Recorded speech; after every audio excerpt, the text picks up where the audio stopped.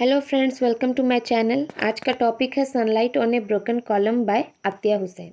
अतिया हुसैन एक British Indian novelist, author, writer, broadcaster, journalist और actor थी। उनका जन्म 1913 में लखनऊ में हुआ था। उनकी डेथ 1998 में हुई थी। उन्होंने इस नावल को 1930 में लिखा था और ये नावल जाके 1961 में पब्लिश हुई थी। इस नावल की सेटिंग रखी गई है लखनऊ में और इस नावल का थीम है पार्टीशन ऑफ इंडिया। ये एक सेमी ऑटोबायोग्राफिकल नावल है जिसे collection of short stories Phoenix flat से लिया गया है। सेमी ऑटोबायोग्राफिकल मीन्स ये जो इस नावल की स्टोरी है ये कहीं ना कहीं अतिया हुसैन से रिलेट करती है और इसे उन्होंने समझाने के लिए एक फिक्शनल कैरेक्टर लिया है जिसका नाम है लैला। इस नावल का जो नेम है वो टी.एस. इलियट के एक पोयम द हॉलो मैन के सेकेंड स्टैंजा के लास्ट लाइन से लिया गया है।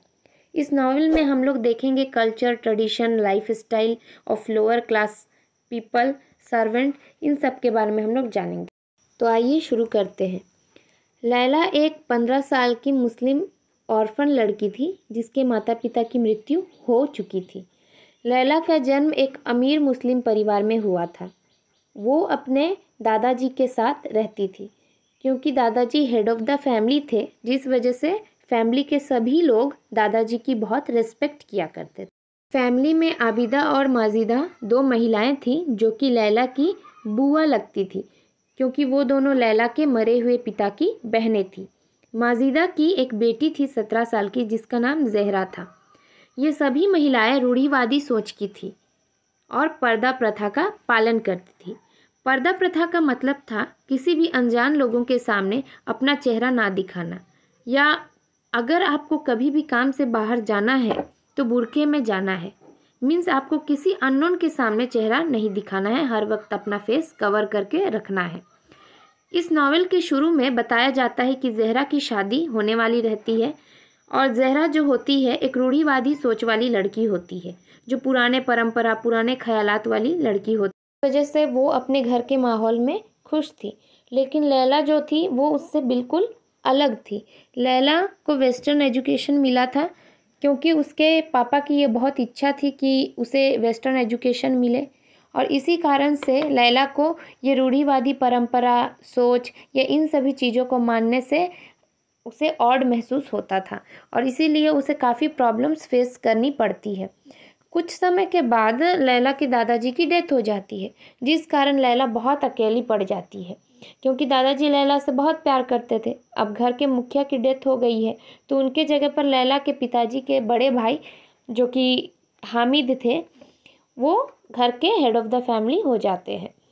सारे नियम कानून हामिद के अनुसार ही चलते थे क्योंकि कहने के को तो हामिद लिबरल था, लिबरल मीन्स उदारवादी, लेकिन एक्चुअल में वो उदारवादी नहीं थे। उनके अनुसार ही घर के सभी लोगों को नियमों का पालन करना पड़ता था। वो जो कहते थे वही होना था और घर के लोगों को कोई आज़ादी नहीं थी।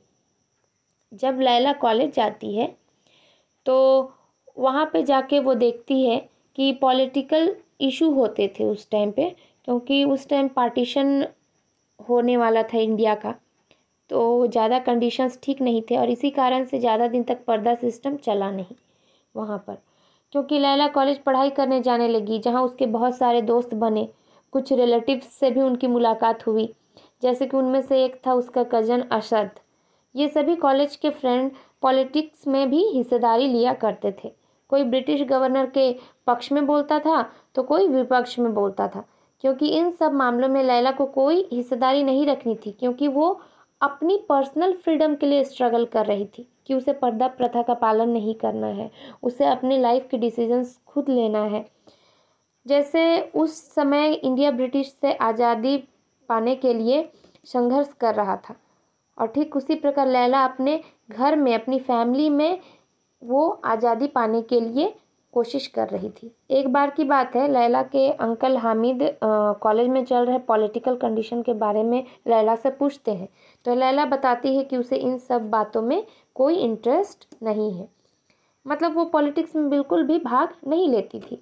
इसके साथ साथ लैला बताती है कि उस समय के गरीब लोगों और नौकरों के साथ कैसा व्यवहार किया जाता था। उस समय के जो अमीर लोग थे वो नौकरों को बहुत दबाया करते थे, उनसे सिर्फ अपना काम निकलवाते थे। काम निकलवाने के बाद उनको पूछते तक नहीं थे। एक बार उनके घर में एक नौकरानी की तबीयत खराब हो जाती है। तब लैला अपने फैमिली के दूसरे सदस्यों से हेल्प मांगती है कि उस नौकरानी की हेल्प की जाए, लेकिन कोई भी उसकी हेल्प के लिए आगे नहीं आता है। फिर भी लैला उसे हॉस्पिटल पहुंचा देती है, लेकिन हॉस्पिटल लेट पहुंचने की वजह से उस नौकरानी की डेथ हो जाती है। इस घटना से लैला को इतना बुरा लगता है और दुखी हो जाती है और सोचने लगती है कि हमारे समाज में किस किस तरह के लोग रहते हैं जो सिर्फ अपने फ़ायदे के बारे में सोचते हैं और दूसरों की दुख तकलीफ से उन्हें कोई लेना देना नहीं होता है। इसके साथ साथ राइटर इस नॉवल में ये भी बताती है कि उस समय के जो ज़्यादातर बातें थी वो पुरुषों की ही चलती थी। पुरुषों की बातों को ही ज़्यादा ध्यान दिया जाता था। यदि कोई व्यक्ति किसी महिला को शोषित कर रहा है और वो शिकायत भी करती थी तो उसकी बातों को ज़्यादा ध्यान नहीं दिया जाता था। लड़कियों की खुशी का कोई महत्व नहीं था।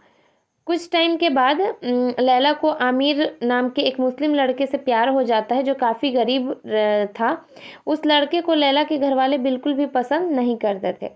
लैला के घरवाले नहीं चाहते थे कि आमिर और लैला की शादी हो। लैला अपने फैमिली के अगेंस्ट जाकर आमिर से शादी कर लेती है।